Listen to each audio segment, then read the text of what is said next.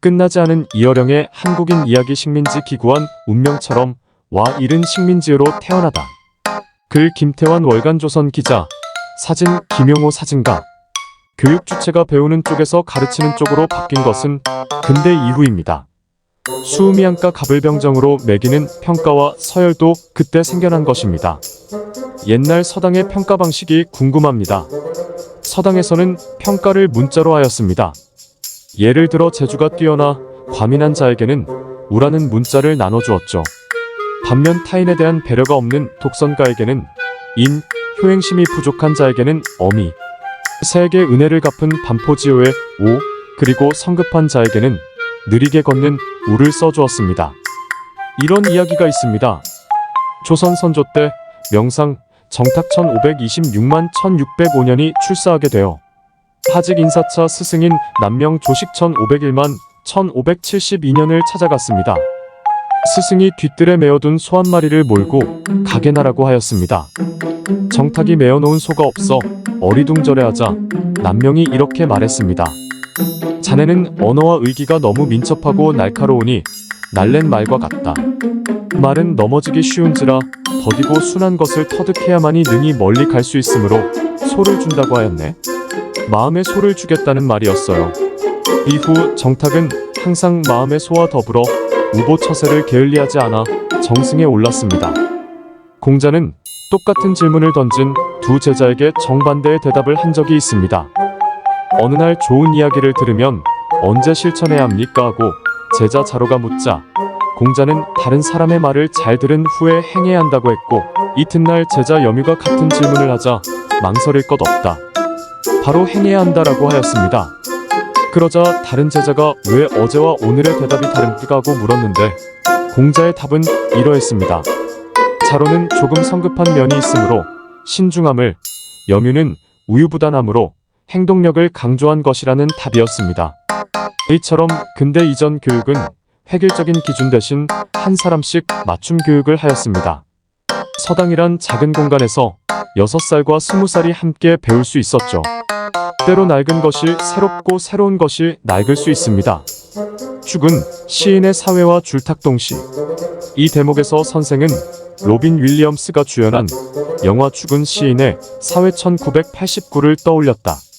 키팅 선생님은 자신을 부를 때 오 선장님, 나의 선장님 이라고 부르도록 하고 실언을 강의하며 교과서의 시의 개론 부분을 찢어버리라고 지시합니다. 키팅이 학부모의 압력으로 학교를 떠나는 마지막 장면도 인상적입니다. 학생들이 차례차례 책상 위에 올라서는데 의자에 앉았을 때와 책상 위에 올라섰을 때 세상은 달라 보인다는 그의 가르침을 잊지 않겠다는 시위였어요. 눈물 나는 장면입니다. 일제강점기 시절 전근대에서 근대로 바뀌는 체험은 얼마나 놀랍고 설레는 일입니까? 그러나 그때의 가르침은 줄탁동 시병아리가 알을 깨기 위해서는 어미와 새끼가 안팎에서 서로 쪼아야 한다는 뜻의 교육이 아니라 식민지배와 전쟁으로 내몰기 위한 교육이었습니다. 천자문을 뗀 아이가 입학해 일본 교과서의 붉은 일장기를 배우면 어떤 느낌이 들까요? 보급대로 정신대로 징병으로 끌려가던 형과 누나를 바라보면서 얼마나 슬프고 혼란스러웠을까요? 식민지 아이들은 묵비사염의 모습이었습니다. 붉은색을 칠하면 붉은 실이 되고 노란색을 칠하면 노란 실이 되듯이 말이죠. 안타깝게도 어느 교육학자들도 당시 아이들의 심리를 연구하지 않았어요. 만약 식민지 시절로 돌아간다면 나치 점령하의 안네 프랑크처럼 그 순간순간을 일기로 기록하고 싶습니다. 지금의 우리 교육도 되짚어봐야 합니다. 미리 결론 내리고 정해진 해답을 만들어 틀을 씌우는 누구도 만행이라 생각하지 않습니다. 해방 이후 많은 시간이 흘렀지만 일제의 흔적이 여전히 남아있는 것 같아요. 선생의 회고에 따르면 소학교에 입학하자 느닷없이 교명이 바뀌었다. 온양국민학교가 된 것이다. 국민학교라는 명칭은 일제가 태평양 전쟁 등 침략 전쟁을 본격화한 1941년 2월 28일 일왕 히로히토의 칙령 제148호에서 처음 발견된다. 창씨 계명을 강요하기 시작한 지 1년 만의 일이었다. 국민을 위해, 나라를 위해 가르치는 것이 교육입니까? 아닙니다. 한 사람의 인격체로 성장해 꿈꿀 수 있는 주인공이 되고 가장이 되며 국민이 될 토대를 배우고 가르치는 것이 교육입니다. 붕어빵처럼 국가가 요구하는 인간을 만드는 의무교육이어선 안 됩니다. 학교에서 신체 검사를 하고 머릿일을 잡으려 DDT를 뿌리며 해충약을 주었어요. 내 몸이 국가의 것이라는 얘기입니다. 체력은 국력이라며 체육을 가르쳤어요. 체육은 체조교육의 줄임말입니다. 덴마크에서 가져온 체조를 통해 식민지인을 근대인으로 개조하려 한 것입니다. 남만주철도 초대 총재와 내무외무 대신을 지낸 고토 신페이는 폭력이 아닌 의술과 인프라로 식민지를 다스려 자청해서 따라오게 만들어야 한다고 주장했죠. 소위 위생을 가르쳤던 겁니다. 이게 바로 푸코 미셸 폴 푸코가 말하는 생정 CBIOPOLITICS입니다. 무서운 헌병의 채찍이 아니라 구충제 주고 때를 씻겨 이게 너의 행복이고 이 행복을 국가가 준다고 생각하게 만듭니다. 그런데 일본이 가져온 근대화 세례들은 자기네 것이 아니라 서양에서 가져온 것입니다. 그러니 우리가 일제를 통해 근대화를 이뤘어도 동화되지 않았던 것입니다. 한국인의 빗장을 풀고 무장을 해제시킨 것은 일본식 난방장치 고타스가 아니라 서양식 스토브였던 겁니다. 세계문학 전집과 동도서기. 선생은 추운 겨울 강이 얼어도 그 얼음장 밑으로는 따뜻한 물이 흐르는 법이라고 했다. 어린 시절 저는 36권짜리 세계문학 전집을 읽었습니다. 일본 문학을 읽은 것이 아니라 도스토옙스키, 톨스토이, 발자크, 호메로스를 읽었습니다. 저는 일본 군국주의의 희생자가 아니었어요. 일제 국은신에게 세뇌당하지 않았습니다. 오히려 웃기는 놈들이라고 생각했죠. 도스토옙스키가 국은신, 가미카제 특공대처럼 자폭하는 것을 찬성하겠습니까? 팥뿌리 하나로 천국에 갈 수 있는 카라마조프가의 형제들을 머릿속에 집어넣었고 그리스 로마 신화를 달달 외웠습니다. 문학을 통해 서구 교양을 익혔고 전체주의적 군국주의 사상에 전염되지 않았습니다. 그 교양이 마음속 자유공화국을 세울 수 있었고 그 영토를 지금껏 유지하고 있죠. 한중일 세 나라의 근대화 과정이 어떻게 다른가요? 중국은 중체서양의 관점에서 서구 문물을 받았습니다. 중국 본래 유학을 중심으로 하되 부국 강병하기 위해 문명을 받아들여야 한다는 주장이었죠. 근대화 시기의 일본 구호는 화온양제입니다. 일본이 지닌 전통을 중시하면서 서양서 배운 학문지식 기술을 발전시키자는 뜻입니다. 한국의 동도서기로는 동양의 도덕윤리를 유지한 채 서양의 기술 문명을 받아들여 부국 강병을 이룩한다는 사상입니다. 중체서양에선 한국 일본이, 화온양제에선 한국 중국이 빠져있지만 동도서기에는 한중일이 모두 포함되어 있어요. 다시 말해 중국과 일본은 자국 중심으로 서양을 받아들였지만 우리는 동양인으로서 문물을 받아들인 것입니다. 클래스가 다르고 논리가 다르지요. 오징어 게임에 숨어있는 인류의 미래. 대전 유성구 남선초등학교에서 학생들이 오징어 게임 놀이를 하고 있다. 넷플릭스의 한국 드라마 오징어 게임이 엄청난 인기를 끌고 있다. 40대 이상의 중장년층에게 오징어 게임은 어린 시절의 추억이 서려 있다. 이 게임은 지역마다 오징어 가이상, 오징어 다방구, 오징어 가생이란 이름으로 불렸는데 일본 기원설이 회자된다. 오징어포에서 기인한 가이산, 바깥선을 뜻하는 가이센, 양쪽이 어울려 싸운다는 가이센에서 나왔다는 주장이 있다. 선을 긋고 몸싸움을 벌이는 형태의 놀이는 세계 곳곳에 존재한다. 하지만 오징어 게임과 정확하게 대응된다고 할 만한 놀이는 없다는 것이 정설이다. 이번에는 유년 시절 놀이 문화에 대해 들려주십시오. 집단 놀이는 근대 문화의 산물입니다. 일본의 놀이 문화가 한반도로 유입됐다는 설이 있는데 기원이 중요한 게 아닙니다. 일본 봉건 시대인 에도 1603만 1867때에도 놀이 문화라는 게 없었습니다. 오징어 게임이 일본에서 왔다는 주장이 있던데 그게 왜 문제가 됩니까? 오징어 게임 같은 TV 시리즈를 일본이 못 만든 게 문제지요. 일본에서 화려하게 꽃피운 문물 모두 서구에서 가져오지 않았습니까? 일본이 자랑하는 구로사와 아키라의 영화도 모두 서구에서 들여온 장르입니다. 어린 시절 무궁화 꽃이 피었습니다. 오징어 게임 같은 놀이를 직접 하였습니까? 제가 어렸을 때는 그런 놀이가 없었어요. 해방 이후 생겨나지 않았나 유추해봅니다. 어른이 되면 알게 됩니다. 아침부터 저녁까지 즐거운 것은 어린 시절 놀이 경험밖에 없다는 것을 말이죠. 그때는 어머니가 밥 먹으러 오라는 소리가 싫고 원망스러웠습니다. 이겨도 즐겁고 저도 즐거웠습니다. 비록 몸은 이미 어른이지만 기억을 되돌려 어린 시절로 돌아가 놀고 싶습니다. 그런데 현실은 그렇지 않지요. 살아남기 위해 기꺼이 남을 해치고 죽여야 합니다. 그런 비정한 현실을 오징어 게임이 보여주고 있어요. 엄마의 밥 먹으러 오라는 소리가 싫었던 기억. 선생은 잠시 숨을 돌린 뒤 말을 이어갔다. 조폭이 나오고 빚쟁이, 목사, 은행 지점장, 장기밀매 의사, 외국인 노동자, 유리기능공 등 다양한 인간 군상이 캐릭터로 나옵니다. 완력으로 누르고 배신하며 별의별 꾀를 써서 속아 넘겨도 마지막까지 살아남는 이는 착한 사람입니다. 지성을 상징하는 조상우박해 수분과 휴머니티를 상징하는 성기훈이 정제분을 이길 수가 없습니다. 기훈은 상우를 죽여야만 게임에서 이길 수 있었죠. 하지만 막상 죽음과 맞닥뜨리니 죽일 수 없었습니다. 상우는 그런 기훈에게 자기 어머니를 부탁하며 자결하면서 게임은 끝이 납니다. 사람들은 살기 위해 어쩔 수 없이 남을 죽여도 된다고 여기지만 그게 인간 본성이라 여기지만 아닙니다. 본성에는 착함이 있어요. 인간은 인간을 믿을 수밖에 없어요. 그렇기에 인류가 여기까지 온 겁니다. 구슬치기에서 극중지영이음이 분이 강세벽 정호연 분을 위해 일부러 져줍니다. 남을 위한 희생은 양육강식이 난무하고 살기 위해 배신하는 리얼리즘 세계를 간단히 뛰어넘습니다. 인간은 여전히 믿을만하고 아직 사랑이 있다는 것을 보여줍니다.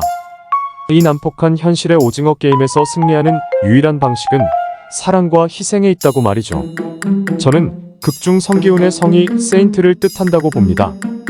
팽이치기 추억과 겨울털모자, 빙판 위 팽이놀이를 하는 아이들, 사진조선 일보DB, 어린 시절 놀이를 떠올려주세요. 추운 겨울이면 팽이치기를 하였죠. 겨울 풍경을 떠올려봅니다. 긴 정적처럼 산도 들도 강도 꽁꽁 어는데 딱 하나, 팽이만 팽팽 돌아갑니다. 팽이만이 날개 달린 곤충처럼 얼음판 위를 미끄러집니다. 팽이는 장난감 가게에서 사지 않고 나무를 깎아 만들었습니다. 팔뚝만 한 박달 나무가지를 잘라서 배추 밑동 깎듯이 낫으로 깎아 원추형으로 만듭니다. 뾰족한 팽이의 끝은 자전거에서 빼낸 쇠구슬을 박았죠. 그것을 구할 수 없으면 못을 박기도 하였어요. 이렇게 해서 만든 팽이가 아이들의 손때가 묻으며 점점 길이 들면 무슨 신경을 가진 곤충처럼 부드러운 날개 소리를 내며 돌아갑니다. 가장 오래 돌고 가장 힘이 세며 또 가장 윤이 잘 나는 팽이를 가진 아이는 마을 아이들의 영웅이 됩니다. 선생의 회고다. 친척에게 양자로 간 형이 있어요. 형은 아버지에게 값비싼 털모자를 선물 받았습니다. 그 모자가 에스키모인들이 쓰는 것 같은 수달피 가죽의 털모자였는지, 하얀 방울술이 달린 스키 모자였는지, 또 그렇지 않으면 셀룰로이드의 안경이 달린 파일럿 모자였는지는 확실치 않습니다. 분명한 것은 서울의 백화점에서 산 겨울 털모자라는 사실입니다. 그리고 그가 어느 겨울 이 모자를 자랑하려고 바깥에 나갔다가 일생을 지배하는 그 사건을 저지르고 말았습니다. 털모자를 쓴 형은 그 마을에서 제일 잘 도는 팽이를 갖고 싶었습니다. 형은 그 귀한 털모자와 팽이를 맞바꾸고 말았습니다. 형이 생각하기에 털모자가 아무리 값비싸도 팽이만큼 겨울의 추위를 잊게 할 수는 없다고 생각한 것이죠. 그 모자 값으로 팽이 수백 개를 사고도 남았지만 겨울 햇살에 번쩍거리는 빙판 위를 돌아가는 팽이만이 즐겁고 소중하고 자랑스럽게 여겼던 것입니다. 자치기와 구슬치기, 딱지치기, 단추놀이. 구슬치기 놀이는 유년 시절 소중한 추억이다. 사진조선 일보DB. 자치기는 길고 짧은 두 개의 막대로 치며 노는 아이들 놀이를 말한다. 구슬치기는 구슬을 땅에 놓고 떨어진 곳에서 다른 구슬을 맞춰서 구슬을 빼앗는 놀이다. 2030cm 되는 긴 막대로 10cm 안 되는 작은 막대를 쳐서 공중에 튀어오른 것을 다시 쳐서 멀리 보내는 놀이입니다. 요즘의 야구식으로 멀리 날아가게 만듭니다. 긴 막대는 작대기이자 부직갱이, 부젓가락 같은 것이죠. 어린 시절 제 양 호주머니에 나무 토막이 가득했습니다. 그땐 유리구슬을 속으라고 불렀는데 동그랗고 매끄러웠어요. 수정처럼 투명하게 속까지 다 비치는 장난감은 유리구슬밖에 없습니다. 작은 우주와 같았죠. 마법처럼 가지고 있는 것만으로 행복했어요. 이런 이야기가 있어요. 한 아이가 장난치다가 문지방과 미닫이, 문틈으로 소구를 빠뜨리고 말았어요. 늘 잃어버린 구슬이 마음에 걸렸지만 찾을 수 없었죠. 아주 오랜 세월이 흘러 아이는 어른이 되었습니다. 도시를 떠돌다 낙향하면서 그 소구를 찾기로 마음을 먹었습니다. 문을 뜯어 결국 찾습니다. 그러나 큰 충격을 받아요. 보잘것없는 싸구려 구슬이었으니까요. 하지만 기억 속에는 아무리 세월이 흘러도 영롱한 수정처럼 반짝이고 있습니다. 딱지 한 장을 땅바닥에 놓고 다른 딱지로 쳐서 뒤집는 딱지치기도 신나는 놀이였죠. 보통 문방구에서 파는 딱지는 일제 군국주의의 산물인 군대 계급장이 인쇄돼 있었습니다. 그래서 책이나 공책에 두꺼운 겉표지 혹은 신문을 접어 딱지로 만들었어요. 어린 시절 놀이가 재미있는 이유, 무언가를 응시하는 이어령 선생의 모습이다. 사진 김용호. 우리는 저마다 유년의 놀이 체험을 가지고 살아갑니다. 그런데 왜 놀이가 재미있을까요? 놀이는 절대 실력만으로 안 됩니다. 운이 있어야 합니다. 가위바위보처럼 100번 치다가도 한 번은 반드시 이기는 경우가 있습니다. 덩치 큰 놈과 싸우면 절대 이길 수 없지만 아무리 약골이라도 가위바위보로는 이길 수 있습니다. 게임에서 운은 승자의 기쁨을 주기보다 패자의 구실을 만들어준다는 것에서 우리 인생과 같습니다. 아무리 약한 놈도 강한 놈도 운에 따라 이기고 질 수 있습니다.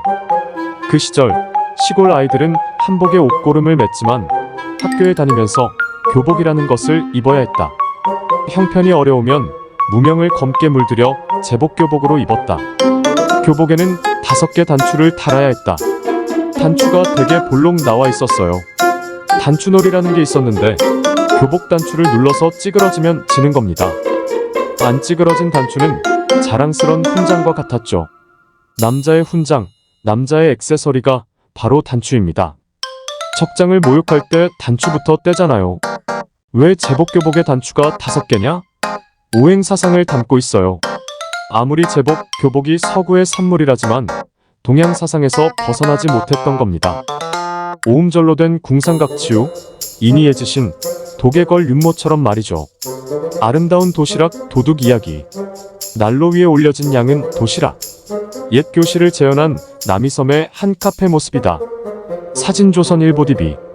40대 이상 기성세대들에게 도시락하면 조개탄을 넣은 겨울 난로가 먼저 떠오른다. 난로에 간단한 구조물을 만들어 그 위에 도시락을 올려놓아 데워 먹었다. 선생의 도시락 추억이다. 등교하면 난로에 층층이 도시락을 쌌습니다. 난로 가까이 먼저 데워진 도시락은 시간이 지날수록 뒤로 옮겨집니다. 점심시간이 다가오면 맨 위에 있던 차갑던 도시락이 난로와 가장 가까이 있게 되죠. 이렇게 해서 모든 도시락이 다 훈훈하게 데워집니다. 문제는 밥과 함께 반찬을 난로 위에 올려놓아 가끔 김치 끓는 냄새가 나기도 합니다. 온 교실이 김치 냄새로 가득했죠. 선생은 천부적인 이야기꾼답게 도시락에 얽힌 감동 사연을 풀어냈다. 이런 이야기가 있어요. 어느 부잣집 엄마가 아이의 학교로 찾아갔어요. 아이 도시락이 매번 바뀌어서 온다며 담임 선생님께 항의를 했죠. 아이의 선생님은 잠자코 이야기를 들었습니다. 그 엄마는 맛있는 반찬을 담아 도시락을 싸주었는데 화교한 아이가 건넨 도시락에는 먹다 만 무짠지가 가득하더라는 겁니다. 누군가 자기 아이의 도시락을 빼앗아 먹었다고 확신한 것이었죠. 담임 선생님은 교실로 돌아가 탐문을 했고 결국 도시락 도둑을 찾아냈습니다. 사연은 이랬습니다. 부잣집 아이는 난로 위에 층층이 쌓은 도시락 중에서 가난한 친구의 도시락을 가져갔던 것입니다. 가난한 친구는 마지막에 하나 남은 도시락을 택할 수밖에 없었죠. 그 도시락에는 맛있는 반찬이 가득했습니다. 아름다운 도둑은 바로 당신 아이라는 선생님 말씀에 부잣집 엄마는 큰 감동을 받았죠.